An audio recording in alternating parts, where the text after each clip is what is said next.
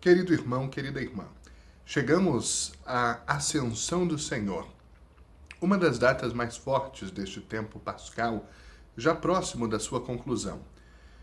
Iniciamos hoje a semana que precede a grande solenidade de Pentecostes, a festa do Espírito Santo, que é Deus mesmo, derramado de uma vez por todas na história humana. O intercessor, o amor na Trindade, a presença de Deus lá onde quer que seja invocado. A festa da Ascensão, que hoje celebramos, tem duas coisas principais a nos dizer. A primeira, a humanidade chegou ao céu. Jesus, que ascende e regressa ao paraíso de onde tinha saído, não volta, por assim dizer, como veio, mas volta carregando em si a humanidade. Com a ascensão, a humanidade penetra o céu. E a partir desse penetrar no céu de Jesus, verdadeiro Deus e verdadeiro homem, a humanidade encontra a sua maior esperança. A de estar também no paraíso por toda a eternidade, pelo ingresso pago pelo sangue de Jesus na cruz, esse mesmo Jesus que agora volta ao Pai, reentra na sua morada eterna, levando toda a nossa natureza humana e abrindo as portas também para nós.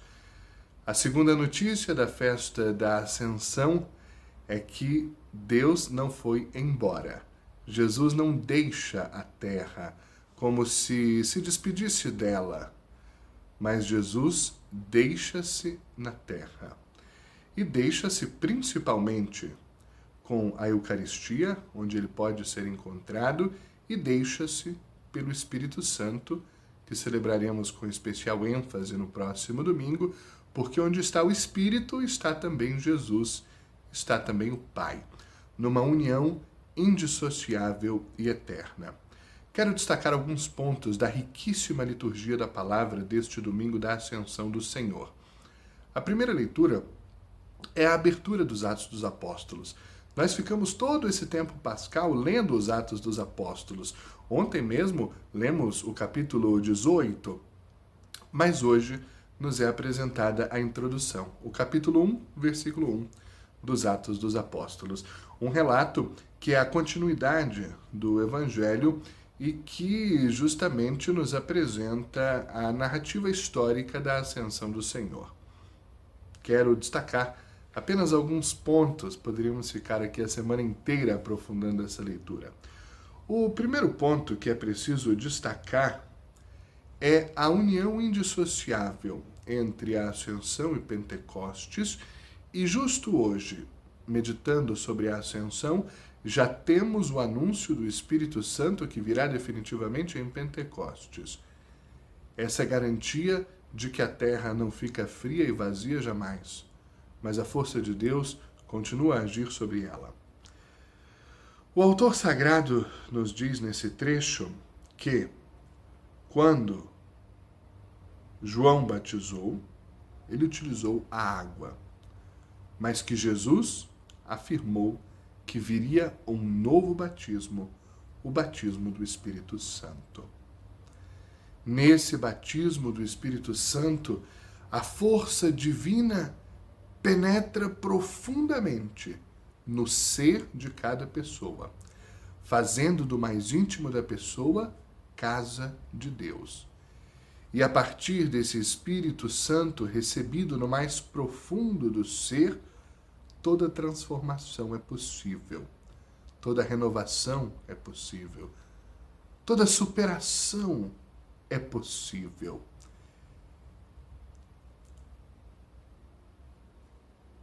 Depois, diante desse anúncio de Jesus, os discípulos, esse é o segundo ponto que destaco da leitura, fazem uma pergunta, meu Deus, dá vontade de dizer uma palavra que não posso usar aqui, uma pergunta estúpida a Jesus. Senhor, é agora que vais restaurar o reino de Israel? Querido irmão, querida irmã, a perspectiva que os judeus tinham do Messias era de um Messias revolucionário, político, que derrubaria o poder romano, expulsaria o império estrangeiro da terra prometida e restauraria a monarquia em Israel. Esse era o Messias libertador. Na perspectiva humana, social, política, sociológica, Jesus passa muito longe desse tipo de Messias. Jesus é um carpinteiro da periferia que come com os pecadores, ama estar com aqueles que são odiados, que prega aos pobres, que vai ao encontro de cada pessoa, inclusive dos estrangeiros, dos inimigos, dos que não fazem parte do até então considerado povo eleito.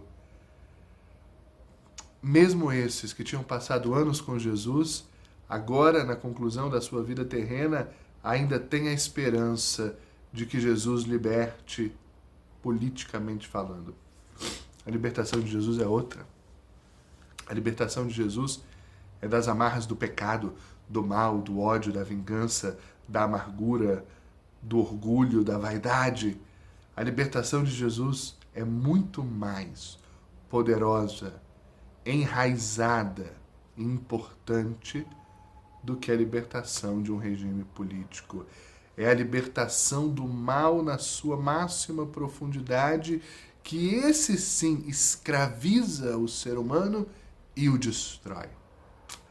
Mas ainda queriam que Jesus se revelasse como aquele Messias politicamente potente do Antigo Testamento. Naturalmente, Jesus dá uma resposta clara, quase dura. Não vos cabe saber. Mas, e aqui está, Jesus transforma essa resposta, que era para suscitar uma reflexão séria, de uma maturidade nova, em um dos anúncios mais extraordinários da Bíblia. Recebereis o poder do Espírito Santo, que descerá sobre vós, para serdes minhas testemunhas, em Jerusalém, em toda a Judéia, na Samaria e até os confins da terra. E Jesus parte. Jesus retorna ao céu com esse anúncio: recebereis o Espírito Santo e sereis minhas testemunhas até os confins da terra. Jesus falava de nós, não só daqueles que o ouviam de forma imediata. O Espírito Santo é dom de amor, é presente amoroso de Deus para nós. O Espírito Santo é Deus mesmo, em forma de presença, de potência, em forma de caridade, de abraço afetuoso, de pureza, de calor, calor que aquece a alma, de alegria. O Espírito Santo é o amor mesmo, é Deus mesmo. E nos leva à condição de testemunhas, ou seja, daqueles que transmitem o que viram, o que experimentaram, o que sentiram, a transformação operada na própria vida, até os confins da terra. Hoje são tantos os confins, não apenas geográficos, mas sobretudo existenciais. Aqueles extremos, distantes, lá onde o ser humano se perde, lá onde o ser humano se desvirtua, lá onde o ser humano já não encontra mais o sentido da sua existência. A esses confins nós somos hoje enviados como testemunhas do Senhor, movidos pela força do Espírito Santo. Devemos encontrar uma nova profundidade, uma nova intensidade do anúncio do amor no mundo de hoje, na sociedade de hoje, para os homens e mulheres de hoje. Um terceiro e último ponto que destaco dessa leitura é a sua conclusão. Jesus é levado aos céus, à vista deles, uma nuvem cobre Jesus, e aí vem dois anjos, ou dois homens vestidos de branco, como diz a tradução de hoje, e dizem a esses que estavam ali olhando para esse fenômeno extraordinário da ascensão de Jesus: por que ficais aí, parados, olhando para o céu? Esse Jesus, que foi levado ao céu, virá do mesmo modo. É interessante escutar. Por que vocês estão aí parados, olhando para o céu? Esse trecho da Escritura nos convida a nos mover, que é a experiência primitiva da fé. Desde a descoberta da fé por Abraão, a fé leva a mover-se, a sair de onde está, para encontrar novos caminhos, embarcar em novas aventuras, descobrir novos lugares existenciais e espirituais. Portanto, o que a ascensão de Jesus hoje quer nos dizer é que temos que mover-nos. Temos que sair do comodismo em que nos encontramos para uma nova experiência de fé, de anúncio, de missão, de encarnação do Evangelho em nós, na nossa vida, na nossa história, no hoje da história, onde quer que nós estejamos. Não ficar parados. Um cristão não pode ficar parado. Alguém que encontrou Jesus não pode ficar parado, mas precisa mover-se até o ponto de se cansar, de desgastar a própria vida na prática da justiça, do amor, no anúncio da justiça e do amor com a própria vida e, se necessário, também com o seu discurso. Não ficar parado, olhando para o céu, mas ter os pés firmes na terra, no concreto, naquilo que é o próprio da nossa vida secular. O trabalho, a família, o estudo, as relações sociais, também as cruzes da sociedade de hoje, as tragédias como esta terrível que o Brasil está enfrentando pelo Rio Grande do Sul, enfim, em cada situação concreta da vida é preciso estar com os pés na terra, ainda que com o coração sempre na perspectiva do céu. Mas os pés na terra, os braços aqui, os olhos, a mente, a inteligência, as forças focadas no momento presente, no concreto da vida, que é o lugar e o tempo em que Deus se manifesta a partir de nós e faz uma história conosco. Na segunda leitura, é Paulo que escreve à comunidade cristã de Éfeso e diz: o Deus de Jesus Cristo, o Pai eterno, dará um Espírito, de novo, o Espírito Santo, que aqui é chamado de Espírito de sabedoria, um Espírito que leva a conhecer a Deus. Lembrando sempre que conhecer na Escritura é entrar na intimidade, fazer a experiência. E vejam as consequências desse espírito de sabedoria que o Pai nos dá. Abre o coração à luz de Deus. Nos leva a saber qual é a esperança a qual nós fomos chamados. A riqueza da glória dos santos, da qual nós também participamos. Esse Espírito Santo nos leva a conhecer mais a Cristo, em quem está toda a autoridade, toda a potência, toda a soberania. Finalmente, no Evangelho, já a conclusão do Evangelho segundo São Marcos, no capítulo 16, nós temos um relato parecido com aquele de Lucas, no capítulo 1 dos Atos dos Apóstolos, que é a primeira leitura, e justamente o Marcos hoje nos diz: Jesus se manifestou aos 11, seus apóstolos, não são mais 12, porque Judas havia tirado a própria vida, e diz, aquele mandato missionário, tão conhecido por nós: ide, de novo, movimentar-se, saia de onde está, vá ao encontro das pessoas, do diferente, do que não crê, do que está à espera de uma novidade que transforme a sua vida. Ide, pelo mundo inteiro, todos os lugares, e anunciai o Evangelho a toda criatura. O Evangelho é a mensagem do amor que salva e transforma a humanidade. Depois, então, Jesus diz: quem fizer isso verá sinais que o acompanharão. Expulsar demônios. Quantos demônios na sociedade de hoje? O demônio do ódio, o demônio da polarização que leva à violência e à divisão, o demônio do egoísmo, o demônio da fofoca, o demônio da mentira. Esses demônios nós temos que expulsar pela força do Evangelho. Falarão novas línguas, e há tantas línguas que precisam ser faladas hoje: a língua da tecnologia, a língua dos jovens, a língua do migrante, a língua do pobre. Se pegarem serpentes ou beberem venenos, nenhum mal lhes fará. Estamos protegidos dos males que vêm de fora para dentro, porque a nossa força interna nos protege, que é o próprio Espírito do Senhor, que é espírito de força. Quando impuserem as mãos sobre os doentes, ficarão curados. E daqui, Jesus vai ao céu.